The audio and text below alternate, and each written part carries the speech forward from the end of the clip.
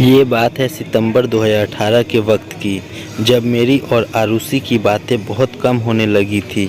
मैंने आरुषि को कई बार पूछा था कि आजकल क्यों तुम मुझसे बात कम करती हो, कोई प्रॉब्लम है क्या, कोई परेशान कर रहा है क्या, लेकिन आरुषि ने मुझे कुछ नहीं बताया। फिर एक दिन रात को 11:30 बजे मुझे आरुषि की याद आ रही थी और मैंने सोचा क्यों ना आज उससे बात कर लूं। जब फ़ोन किया तो उसका फ़ोन बिजी था। मुझे बड़ी हैरानी हुई कि इस समय उसका फ़ोन बिजी क्यों है। मैंने 2-3 बार ट्राई किया लेकिन फिर भी बिजी था। थोड़ी देर बाद आरुषि का फ़ोन आ गया और उसने कहा कि उसकी फ्रेंड नेहा का फ़ोन था और वो कल की कॉलेज असाइनमेंट के बारे में पूछ रही थी। मुझे थोड़ा शक हो चुका था कि आरुषि किसी और से बात कर रही थी। इसी तरह 1 महीना बीत गया और उस 1 महीने में आरुषि मुझसे बहुत कम बातें करने लगी थी। ये बात अब मुझे खटकने लगी थी। एक दिन मैं मार्केट में कुछ लेने के लिए गया था तो मैंने देखा कि आरुषि एक लड़के के साथ रेस्टोरेंट में बैठी हुई थी।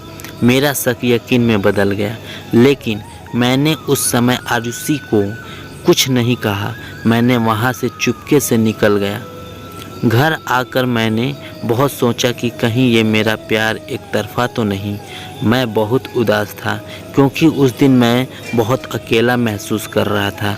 अगले ही दिन मैंने आरुषि को फ़ोन किया और उसे मिलने के लिए बुलाया। मैं अंदर ही अंदर जानता था कि ये शायद मेरी आरुषि के साथ आखिरी मुलाकात होगी। उस दिन मैं बहुत इमोशनल था। मैं आरुषि को मिला, उसका हाथ पकड़ा और मैंने वो कहा जो मैंने कभी सोचा भी नहीं था। मैंने आरुषि को कहा, आरुषि, मैंने तुम्हें बहुत प्यार किया था। मेरा वक्त, मेरा दिल, मेरी फीलिंग सब तुम्हारे लिए ही थी, लेकिन तुम शायद बदल गई और इसमें कोई बुराई नहीं। वक्त के साथ हर इंसान बदल जाता है, लेकिन कम से कम मुझसे एक बार बात तो करके देखी होती।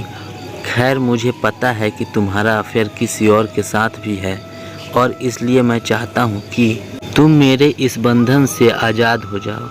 मैं नहीं चाहता कि तुम मेरा दिल टूटने के डर से मुझे कुछ ना कह पाओ, इसलिए आज मैं तुमसे कहने आया हूँ। आरुषि, आज के बाद मैं तुम्हें कभी नहीं मिलूँगा और हाँ, मैं तुम्हें तुम्हारी ज़िंदगी के लिए शुभकामनाएं देता हूँ और चाहता हूँ कि तुम ज़िंदगी में हमेशा खुश रहो। आरुषि बिना कुछ बोले मेरी बातें सुन रही थी। शायद उसे भी पता था कि मुझे उसके अफेयर के बारे में पता चल चुका है। उसकी आंखें नम भी थीं, लेकिन अब मुझे कोई फ़र्क नहीं पड़ता। उस दिन मैंने सीखा कि जो तुम्हारी खामोशी नहीं सुन सकता, वो तुम्हारे लफ्ज़ भी कभी नहीं सुन सकता। कभी किसी को इतना प्यार मत करो कि वो तुम्हारी ज़िंदगी बन जाए। उसके जाने के बाद जीना बहुत मुश्किल हो जाता है।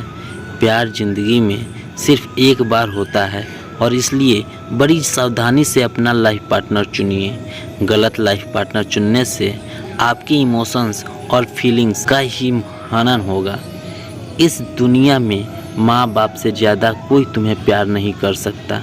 वो चाहे तुम्हें डांटते हो, लेकिन हमेशा तुम्हारा भला ही चाहते हैं। कभी किसी के साथ टाइम पास के लिए अफेयर मत करो।